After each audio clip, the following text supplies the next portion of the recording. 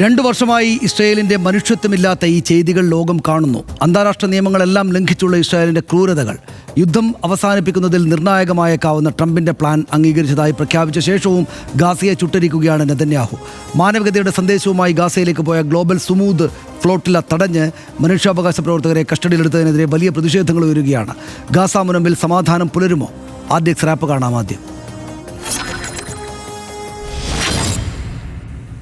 ഗാസയിൽ അവശേഷിക്കുന്ന ലക്ഷക്കണക്കിന് പലസ്തീനികളെ തീവ്രവാദികളെ സഹായിക്കുന്നവരുമായി മാത്രമേ പരിഗണിക്കൂവെന്നാണ് ഇസ്രായേലിന്റെ നിലപാട്. ഗാസ വിട്ടുപോകാൻ തയ്യാറായില്ലെങ്കിൽ നാശമായിരിക്കും ഫലമെന്ന മുന്നറിയിപ്പാണ് ഇസ്രായേൽ പ്രതിരോധ മന്ത്രി ഇസ്രായേൽ കാറ്റ്സ് നൽകിയത്. പിന്നാലെ ഗാസ സിറ്റിയിൽ കരയാക്രമണം ശക്തമാക്കി. സ്ഫോടക വസ്തുക്കൾ നിറച്ച റിമോട്ട് നിയന്ത്രിത വാഹനങ്ങളും റോബോട്ടുകളും ഉപയോഗിച്ച് കെട്ടിടങ്ങൾ ലക്ഷ്യമിട്ട് ആക്രമണം തുടരുകയാണ്. ഏതെങ്കിലും കെട്ടിടത്തിൽ അഭയം തേടാനുള്ള സാഹചര്യം തടയാനാണ് നീക്കം. ഗാസയിലേക്ക് സഹായവുമായി എത്തിയ ഗ്ലോബൽ സുമൂദ് ഫ്ലോട്ടില തടഞ്ഞതിനെതിരെ ലോകമെങ്ങും പ്രതിഷേധമുയരുകയാണ്. ട്രംപിന്റെ 20 പ്ലാൻ അംഗീകരിക്കാമെന്ന് അറിയിച്ചതിനു ശേഷവും ഇസ്രായേൽ ക്രൂരത തുടരുന്നതിലെയും സഹായം തടയുന്നതിലെയും വൈരുദ്ധ്യം ലോകരാജ്യങ്ങൾ ചൂണ്ടിക്കാട്ടുന്നു. ഹമാസിന് പ്ലാൻ അംഗീകരിക്കാൻ ട്രംപ് നൽകിയത് പരമാവധി 3-4 ദിവസമാണ്. പൂർണ്ണമായും ഏകപക്ഷീയമായ പ്ലാനിൽ ചില ഭേദഗതികൾ വേണമെന്ന ആവശ്യം ഹമാസ് മുന്നോട്ട് വെച്ചതായും വിവരമുണ്ട്. RDX rap news Malayalam.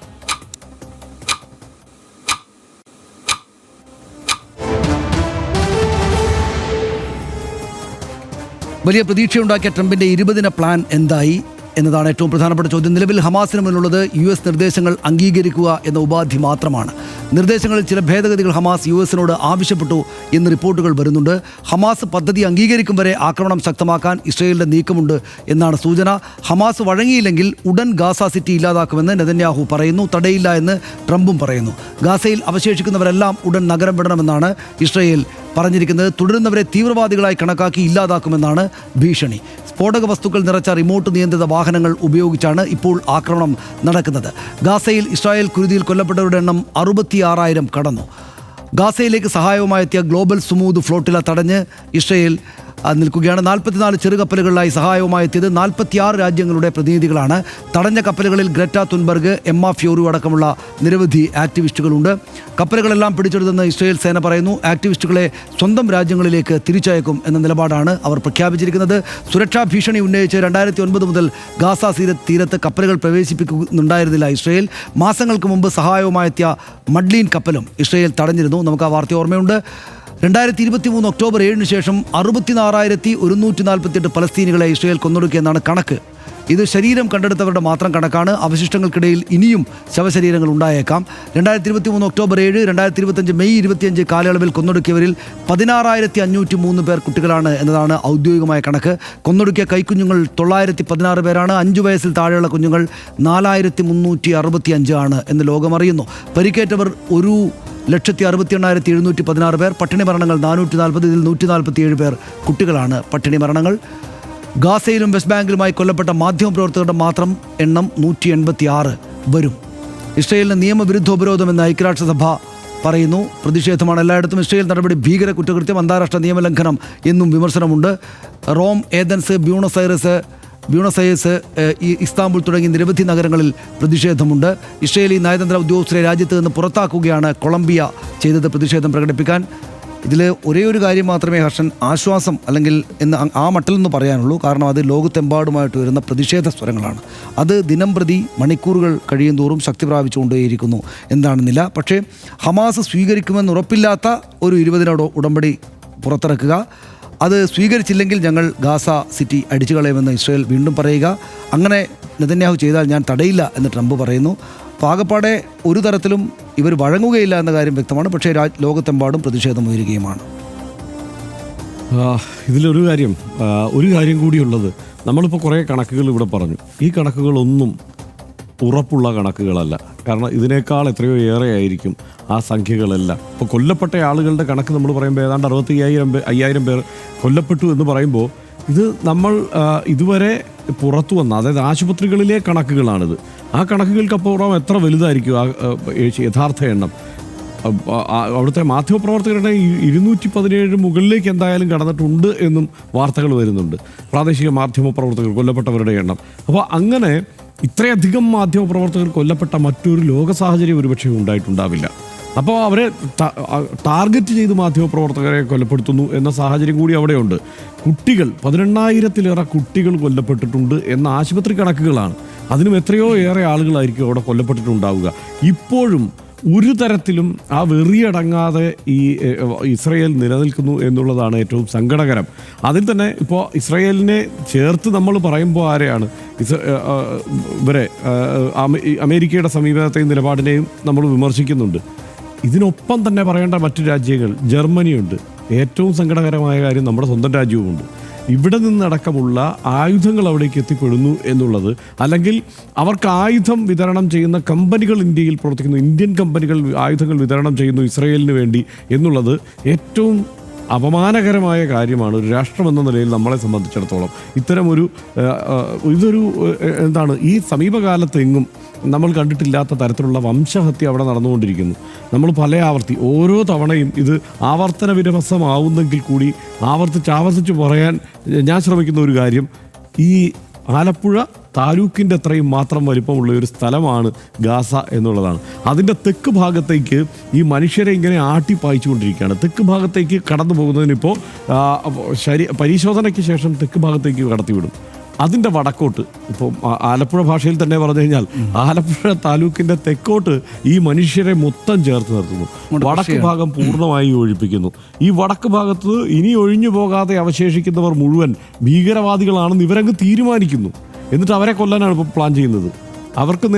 അവർക്ക് മേൽ അതിശക്തമായ ബോംബിങ്ങാണ് പ്ലാൻ ചെയ്യുന്നത്. അതായത് ഈ കാലത്തെങ്ങും മറ്റൊരു യുദ്ധഭൂമിയിലും ഇല്ലാത്ത വണ്ണം ബോംബുകൾ ആ ജനതയ്ക്ക് മേൽ വർഷിച്ചു കഴിഞ്ഞു. ഇനിയും വീണ്ടും അവിടെയുള്ള ബാക്കിയുള്ള ആളുകളെ ഒരു മൂലയിലേക്ക് ഒതുക്കിക്കൊണ്ട് അവിടേക്ക് പോകാൻ കഴിയാത്തവരോ കൂട്ടാക്കാത്തവരോ, ഇപ്പോൾ അവിടേക്ക് പോകണമെന്ന് പറഞ്ഞാൽ പോകാൻ നിവൃത്തിയില്ലാത്ത ആളുകൾ പോലും ഉണ്ടാകും. നമ്മൾ അവിടെ നിന്ന് വരുന്ന ദൃശ്യങ്ങൾ കാണുന്നുണ്ടല്ലോ, ഈ നിരങ്ങിയും ഇഴഞ്ഞുമാണ് അവിടേക്ക് ആളുകൾ നീങ്ങുന്നത്. അതിന് പോലും പറ്റാത്ത ആളുകളെ ഇനി അങ്ങ് കൊന്നു കളഞ്ഞേക്കാമെന്നുള്ള ആലോചനയിലാണല്ലോ ഇവർ മുമ്പോട്ട് പോകുന്നത്.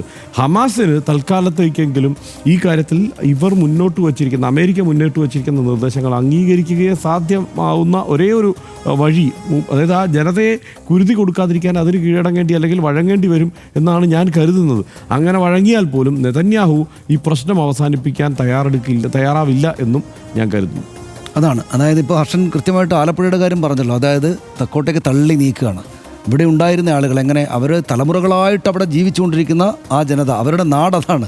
അവരെ അവിടെ നിന്ന് തള്ളിയിട്ട് അങ്ങോട്ടേക്ക് മാറ്റുകയാണ്. നിങ്ങൾ അങ്ങോട്ട് പോയില്ലെങ്കിൽ, നിങ്ങളിവിടെ തുടരുകയാണെങ്കിൽ നിങ്ങളെ തീവ്രവാദികളെന്ന് കണക്കാക്കിയിട്ട് ബോംബിട്ട് കൊല്ലും എന്നാണ് പറയുന്നത്. എന്ന് വെച്ചാൽ അതുകൊണ്ട് തീരുവാണോ? അല്ല. അപ്പോൾ ട്രംപ് പറയാണ്, അങ്ങനെ ചെയ്യുകയാണെങ്കിൽ ഞാൻ തടയുകയില്ല, അത് നെതന്യാഹുവിന് അനുമതി കൊടുക്കും എന്ന് ട്രംപ് പറയാണ്. എന്നിട്ട് അദ്ദേഹം, ഈ ട്രംപ് എന്ന് പറയുന്ന ആൾ, സമാധാന നൊബേൽ മേടിക്കാൻ നടക്കുകയാണ്. അതായത് ഇതൊരു 10-20 കൊല്ലം അല്ലെങ്കിൽ ഒരു 30 കൊല്ലത്തിനപ്പുറത്തേക്ക് നമ്മൾ ഈ സംസാരിക്കുന്ന ഈ സാഹചര്യങ്ങളുള്ള വർഷ പല നോവലുകളായിട്ട് വരും, പല കവിതകൾക്ക് കാരണമാകും, പല സിനിമകളുണ്ടാകും. ആ സിനിമകൾ കണ്ടിട്ട് ഇന്നിപ്പോൾ ഇവർക്ക് കൈയടിച്ചുകൊണ്ടിരിക്കുന്ന ആളുകൾ തന്നെ തിയേറ്ററുകളിൽ നിന്ന് കരയും. ഇത് അത്രമാത്രം. ഇപ്പം നമ്മൾ ഈ ജൂതന്മാർക്കെതിരെ നടന്ന സംഭവം ജർമ്മനിയിൽ, ഈ ഹോളോകോസ്റ്റ് നടന്നതിനെക്കുറിച്ച് 10,000-കണക്കിന് സിനിമകളാണ് വന്നുകൊണ്ടിരിക്കുന്നത്. അത് കണ്ട് കരയുന്ന ആളുകൾ പോലും ഇപ്പോൾ ഇവിടെ ഇസ്രായേലിന് കൈയടിച്ചുകൊണ്ടിരിക്കുകയാണ്. അപ്പോൾ അങ്ങേയറ്റം പരിഹാസ്യമായിട്ടുള്ള കാര്യങ്ങൾ നടക്കുകയാണ്. പക്ഷേ അതിനകത്ത് ആശ്വാസകരമായിട്ടുള്ള കാര്യം, ഈ സുമൂത് ഫ്ലോട്ടിൽ അങ്ങോട്ട് പോവുകയാണ്. അപ്പോൾ ഈ ഗ്രേറ്റ തൻബർഗ് ചെറിയ കുട്ടിയായിരുന്നപ്പോൾ ഈ പരിസ്ഥിതി സംബന്ധിയായുള്ള ചില കാര്യങ്ങൾ പറയുമ്പോൾ ആദ്യത്തെ ആവേശം കഴിഞ്ഞ് നമ്മൾ പിന്നീട് വായിച്ചു നോക്കുമ്പം ഇവർ തമാശയാണല്ലോ പറയുന്നത്, ഇത് ശരിക്കും സീരിയസ് ആയിട്ടുള്ള കാര്യമാണോ, ഇതിങ്ങനെ തന്നെയാണോ ഇത്തരം സംഭവങ്ങളെ, വളരെ വിശാലമായിട്ടുള്ള അർത്ഥതലങ്ങളുള്ള കാര്യങ്ങളെ, ഈ പാരിസ്ഥിതിക പ്രശ്നങ്ങളെയൊക്കെ കാണേണ്ടത് എന്ന സംശയം വരുന്ന പല ആളുകളിൽ ഒരാളാണ് നമ്മൾ, പല ലേഖനങ്ങൾ വായിക്കുമ്പോൾ. പക്ഷേ ഇപ്പോൾ അവർ ചെയ്തിരിക്കുന്നത് എത്രമേൽ ഉജ്ജ്വലമായിട്ടൊരു കാര്യമാണെന്ന് ആലോചിച്ചു. അതായത് അവരുടെ ഈ ചെറുപ്രായത്തിൽ തന്നെ അവർ ഇത്തരമൊരു കാര്യത്തിൽ ലീഡർഷിപ്പ് കൊടുത്തുകൊണ്ട് നീങ്ങുകയാണ്. അപ്പോൾ ഈ കാര്യത്തിൽ നഗ്നമായിട്ട് തന്നെയും എതിർക്കേണ്ടതാണ് എന്ന വളരെ പെട്ടെന്ന് പ്രകടമായിട്ട് എടുക്കാവുന്ന തീരുമാനത്തിലേക്ക് എത്താൻ അവർക്ക് വളരെ പെട്ടെന്ന് പറ്റി. അത് വലിയ ലോക പിന്തുണ കിട്ടി. പക്ഷേ ഈ ദിവസങ്ങളിൽ ഏറ്റവും കൂടുതൽ ഗംഭീരമായിട്ട് നമ്മൾ നോക്കേണ്ടുന്ന, ഏറ്റവും ഉജ്ജ്വലമായിട്ട് നമ്മൾ കാണേണ്ടുന്ന ഒരു സംഗതി ഇറ്റലി എന്ന രാജ്യത്തിൻ്റെ പ്രകടനമാണ് എന്നാണ് ഞാൻ വിചാരിക്കുന്നത്. അവിടുത്തെ പ്രതിഷേധ പ്രകടനങ്ങളാണെന്നാണ് ഞാൻ വിചാരിക്കുന്നത്. അവിടെ ഇറ്റലി ഒരു യൂറോപ്യൻ കൺട്രിയാണ്, അറബ് രാജ്യമല്ല. ഇറ്റലി ഒരു മുസ്ലിം രാഷ്ട്രമേ അല്ല. ഇറ്റലിക്ക് ഈ കൾച്ചറലി അറബ് രാഷ്ട്രങ്ങൾ പങ്കുവെക്കുന്ന, അല്ലെങ്കിൽ പലസ്തീൻ പ്രദേശം പങ്കുവെക്കുന്ന, ഈവൻ നമ്മളടക്കമുള്ള ഏഷ്യൻ രാജ്യങ്ങൾ പങ്കുവെക്കുന്ന തരത്തിലുള്ള കൾച്ചറലായിട്ടുള്ള ആയിട്ടുള്ള സാഹചര്യമല്ല ഇറ്റലിക്കകത്തുള്ള. ഇറ്റലി തീർത്തും ഡിഫറൻ്റ് ആയിട്ടുള്ള ഒരു രാജ്യമാണ്. പക്ഷേ ആ ഇറ്റലിയിൽ എന്ന് മാത്രമല്ല ആ ഇറ്റലിയിലെ ഭരണാധികാരികൾ പലസ്തീനെ സപ്പോർട്ട് ചെയ്യുന്ന ആളുകളല്ല. ആ ഭരണാധികാരികൾ ഇസ്രയേലിന് സപ്പോർട്ട് കൊടുക്കുന്ന ആളുകളാണ്. പക്ഷേ അവിടുത്തെ വലിയ ജനക്കൂട്ടം ആ തെരുവിലേക്ക് ഇറങ്ങിയിട്ട് അതിഗംഭീരമായിട്ടുള്ള വലിയ പ്രതിഷേധ പ്രകടനങ്ങൾ നടത്തുകയാണ്. അവിടുത്തെ ട്രേഡ് യൂണിയനുകൾ എല്ലാവരും ചേർന്നിട്ട് ഒരു ഫുൾ ഡേ സമരം അങ്ങ് നടത്തുകയാണ് ചെയ്തത്. എന്തിനു വേണ്ടിയിട്ടാണ്? പലസ്തീനിൽ ഈ നടക്കുന്ന ഈ അങ്ങേയറ്റം ക്രൂരതയാർന്ന ഈ കാര്യങ്ങൾക്കെതിരെ അവർ ഒന്നിച്ചു നിൽക്കുകയാണ്. അവിടെ ഈ പലസ്തീനിയായിട്ടുള്ള ഒരു ലേഖിക അൽ ജസീറയിലോ ഗാർഡിയനിലോ എഴുതിയൊരു ലേഖനത്തിൽ അവർ പറയുന്നത് ഇവിടെ വളരെ അപൂർവമായിട്ടാണ് മനുഷ്യരുടെ മനസ്സിൽ ഞങ്ങൾ ഗാസക്കാരുടെ മുഖത്ത് ഈ പറയുന്ന പുഞ്ചിരി തെളിയുന്നത് എന്നാണ്. വളരെ അപൂർവമായിട്ട്. അപ്പോൾ ഈ കാലത്ത് ആ പുഞ്ചിരി തെളിക്കുന്ന ഒരു പ്രധാനപ്പെട്ട രാജ്യം ഇറ്റലിയാണ് എന്നവർ എഴുതുകയാണ്. കാരണം ഇറ്റലിയിൽ നടക്കുന്ന പ്രതിഷേധ സമരങ്ങൾ പലസ്തീൻ എന്ന രാജ്യത്തിന് വേണ്ടിയിട്ട് പിന്തുണ കൊടുക്കുന്ന സാഹചര്യങ്ങൾ കാണുമ്പോൾ അങ്ങേയറ്റം വലിയ ആശ്വാസവും സന്തോഷവുമാണ് വരുന്നത് എന്ന് അവർ പറയുകയാണ്. എങ്ങനെ ഏത് തരത്തിലാണ് വലിയ ആശ്വാസമാകുന്നത്, സന്തോഷമാകുന്നത്? അവർ ഇത്രക്ക് വലിയ അപകടകരമായുള്ള സാഹചര്യത്തിൽ നിൽക്കുമ്പോഴാണ് ഈ പറയുന്ന കാര്യങ്ങൾ നടക്കുന്നത് എന്നാണ് അതിനകത്തെ ഏറ്റവും പ്രധാനപ്പെട്ട കാര്യങ്ങൾ. അതുകൊണ്ട് ഇപ്പോൾ നമ്മൾ കാണുന്നൊരു കാര്യം, ലോകത്ത് നിന്ന് ഇവരുടെ സാഹചര്യങ്ങളോട് ആദ്യം മുഖം തിരിച്ച് നിന്നിരുന്ന, എന്ന് വെച്ചാൽ ഹമാസ് അങ്ങോട്ടടിച്ച് 1200 പേരെ കൊന്നിട്ടല്ലേ ഈ സംഭവങ്ങൾ ഉണ്ടായതെന്ന് പറഞ്ഞ് പലസ്തീൻ കോസിനോട് ഒരു ആഭിമുഖ്യവും കാണിക്കാതിരുന്ന പല പ്രദേശങ്ങളിൽ പല മനുഷ്യർക്കിടയിൽ അതിശക്തമായിട്ടുള്ള പ്രതിഷേധം ഇസ്രായേലിനെതിരെ വരുന്നു എന്നതാണ് ഏറ്റവും പ്രധാനപ്പെട്ട കാര്യം. എനിക്ക് എൻ്റെ ഒരു കാര്യം അതിനകത്തുള്ളത്, ഈ ട്രംപ് ഈ സംഭവങ്ങളെല്ലാം കഴിഞ്ഞിട്ട് ഈ സമാധാനത്തിലുള്ള നൊബേൽ കിട്ടണം, അയാൾക്ക് വാങ്ങണം. എന്നിട്ട് ഈ ലോകം അതിൻ്റെ പരിഹാസ്യതയെ, ഈ ലോകം രാഷ്ട്രീയ സംവിധാനങ്ങൾ ഉള്ള കാലത്തോളം പരിഹസിക്കുന്ന ഒരു നിലയുണ്ടാകണം എന്ന് വിചാരിക്കുന്ന ആളാണ് ഞാൻ. ഹർഷ, സനീഷ്, ഒരു കാര്യം കൂടിയുണ്ട്. എനിക്കത് വേറൊന്നുമല്ല, ഈ ശ്രീരശ്മി, എറണാകുളംകാരിയായ ശ്രീരശ്മിയുടെ ഇടപെടൽ എന്ന് പറയുന്നത് സത്യം പറഞ്ഞു കഴിഞ്ഞാൽ അത് ആ വാർത്ത വരുന്നത് കാണുമ്പോൾ നമുക്ക് ചെറുതല്ലാത്ത അഭിമാനബോധം ഉണ്ടാകുന്നു എന്നുള്ളത് വാസ്തവമാണ് മലയാളി എന്ന നിലയ്ക്ക്. കാരണം ഒന്നും അവർക്ക് വേണ്ടി ചെയ്തു കൊടുക്കാൻ നമുക്ക് കഴിയില്ല, ഗാസയ്ക്ക് വേണ്ടി ഒന്നും ചെയ്യാൻ കഴിയില്ല എന്ന് നമ്മൾ വിചാരിച്ചിടത്ത് നിന്നിട്ടാണ് ഈ നമ്മുടെ തൊട്ട് അയൽവക്കത്ത് നിന്ന് ഒരു കുട്ടി, അതിനുവേണ്ടി ഒരു കുട്ടി എന്ന് നമുക്ക് വിശേഷിപ്പിക്കാൻ പറ്റില്ല, അത് ആ ശ്രീരശ്മി വളരെ ഗംഭീരമായി പരിശ്രമിക്കുകയും 3000 ലിറ്റർ വെള്ളം അവിടെ അവർക്ക് ഈ ദുരിതത്തിൽ കഴിയുന്നവർക്ക് എത്തിച്ചു കൊടുക്കാൻ വേണ്ട ശ്രമം നടത്തി അതിൽ വിജയിക്കുകയും ചെയ്യുന്നത് അവർ മാത്രമല്ല, അവരുടെ ഒരു കൂട്ടായ്മയാണ് അതിൽ വിജയിക്കുന്നത്. അപ്പോൾ ഇന്ന് ജോൺ ബ്രിട്ടാസ് MP പറഞ്ഞ ഒരു കാര്യമുണ്ട്, അദാനിയുടെ ഡ്രോണുകളാണ് അവിടെ കുട്ടികൾക്ക് മേൽ ഈ ബോംബ് വർഷിക്കാൻ പോകുന്നത് എന്നത്. അത് നമുക്ക് എത്രത്തോളം അപമാനകരമാണ് ആ ഒരു അറിവ് എന്നത്. അതേസമയം ഇവിടെ ശ്രീരശ്മി ഇവിടെ നിന്ന് കുടിവെള്ളം എത്തിക്കുക കൂടി ചെയ്യുകയാണ്. അതിലാണ് നമുക്കൊരു ആശ്വാസം കണ്ടെത്താൻ കഴിയുന്നത്. അത് ശ്രീരശ്മി ഇന്ന് പറഞ്ഞത്, എനിക്ക് ഉറങ്ങാൻ പറ്റുന്നുണ്ടായിരുന്നില്ല ഈ ദൃശ്യങ്ങളെല്ലാം കണ്ടിട്ട്. അപ്പോൾ എന്ത് ചെയ്യാമെന്ന് ആലോചിച്ചു. ശരിക്കും ഒരു നേരായ മാർഗത്തിലൂടെ മാത്രമല്ലല്ലോ ഇതിനു വേണ്ടിയിട്ടുള്ള ശ്രമങ്ങൾ ഉണ്ടാവുക. ഇത് പലതരത്തിൽ, ഇപ്പോൾ ക്രിപ്റ്റോ കറൻസി ആയിട്ടും ഒക്കെ പണം അവിടെ എത്തിച്ച് ആ ടാങ്കറുകാർ അവരവിടെ വെള്ളം എത്തിക്കുന്ന ഒരു സ്ഥിതിവിശേഷം കണ്ടെത്താൻ കഴിഞ്ഞു എന്നുള്ളത് ഒരു വലിയ കാര്യമല്ല. അതൊക്കെ വലിയ വലിയ കാര്യങ്ങളാണ്. അതായത് ഇപ്പോൾ കേരളത്തിലാണെങ്കിലും ഇന്ത്യയിലാണെങ്കിൽ അത്തരം കാര്യങ്ങളുണ്ട്. പക്ഷേ നമ്മൾ ഈ ഇറ്റലിയുടെ ഒക്കെ കാര്യങ്ങൾ ആലോചിച്ച് നമ്മൾ ഇന്ത്യയിലേക്കും ഒക്കെ നോക്കിയാൽ നമ്മുടെ രാജ്യത്ത്, പ്രത്യേകിച്ചും കേരളം പോലൊരു സ്ഥലത്തൊക്കെ വരേണ്ടുന്ന അത്രക്ക് വലിയ സംഗതികൾ വന്നോ എന്ന് ചോദിച്ചാൽ നമുക്ക് ഇത് പോരല്ലോ എന്ന് തോന്നും. ഉദാഹരണം, നമ്മുടെ സുഹൃത്തുക്കൾ ഇവിടെ ചേർന്ന് വലിയ പരിപാടി നടത്തി. NS മാധവനും അതുപോലുള്ള വലിയ ആളുകളെല്ലാം വന്നിട്ട് ഇവിടെ കഫിയയും അണിഞ്ഞിട്ട് ഗാസയിൽ കൊല്ലപ്പെട്ട കുട്ടികളുടെ പേരുകൾ വായിച്ചു. അത് അങ്ങേയറ്റം ഹൃദയഭേദകമാണ്. അതിൻ്റെ വീഡിയോ കാണുന്നത് തന്നെ ഹൃദയഭേദകമാണ്. കാരണം കരഞ്ഞുകൊണ്ടാണ് പല ആളുകളും അത് വായിക്കുന്നത്. കാരണം കുട്ടികളുടെ പേരുകളാണ്. പക്ഷേ അത് നടക്കുന്നുണ്ട്. ശരിയാണ്, ശ്രീരശ്മിയുടെ പോലുള്ള കാര്യങ്ങളുണ്ട്, ഈ പറയുന്ന വലിയ കാര്യങ്ങളുണ്ട്.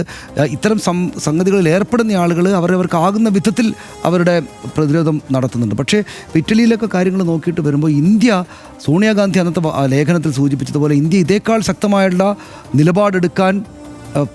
നിലപാടെടുക്കേണ്ടുന്ന അത്രക്ക് പാരമ്പര്യം ഈ വിഷയത്തിലുള്ള രാജ്യത്താണ്. പക്ഷേ അങ്ങനെ ഉണ്ടാകുന്നില്ല. അപ്പോഴാണ് നമ്മൾ മനസ്സിലാക്കുന്നത്, ഇപ്പോൾ ഇറ്റലിക്കാരാണെങ്കിൽ അവരുടെ ഭരണ നേതൃത്വത്തിലിരിക്കുന്നവരുടെ രാഷ്ട്രീയത്തോട് എതിർത്തുകൊണ്ടാണ് തെരുവിലിറങ്ങുന്നതും ഒരു ദിവസം ആകെപ്പാടെ തന്നെയും ഗാസയ്ക്ക് വേണ്ടിയിട്ട് മൊത്തം ബന്ദ് നടത്തുകയും ചെയ്യുന്നത്. പക്ഷേ ഇവിടെ അധികാരത്തിലിരിക്കുന്ന രാഷ്ട്രീയ പക്ഷത്തിൻ്റെ നിലപാടിൽ ഒരല്പം ട്വിസ്റ്റ് ഉള്ളതുകൊണ്ട് രാജ്യമാകെ തന്നെയും, കേരളത്തെ വിട്ടുകളെ, കേരളത്തിൽ അത്യാവശ്യം പ്രൊട്ടസ്റ്റ് ഉണ്ടാകുന്നുണ്ട്. പക്ഷേ മറ്റുള്ളിടങ്ങളിലൊന്നും ആ ശബ്ദം, തെരുവുകളിൽ പ്രതിരോധങ്ങൾ കാണുന്നില്ലല്ലോ എന്നൊരു തോന്നൽ നമുക്കുണ്ടാവുക.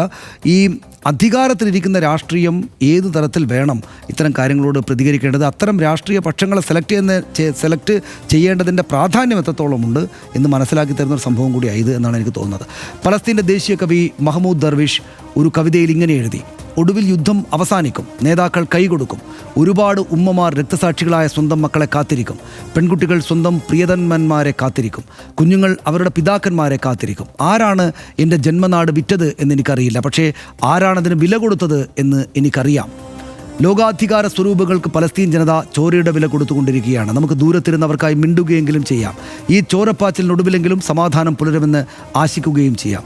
കുഞ്ഞുങ്ങളും നിരപരാധികളും ഇനിയെങ്കിലും കൊല ചെയ്യപ്പെടാതിരിക്കട്ടെ എന്ന് പ്രത്യാശിക്കാം. ചെയിൻ നികത്തെ പേടിക്കുന്നത് ആരാണ്? ബൾട്ടി പോസ്റ്റർ കീറുന്നത് എന്തിന്? പരിശോധിക്കാം ഇടവേളയ്ക്ക് ശേഷം.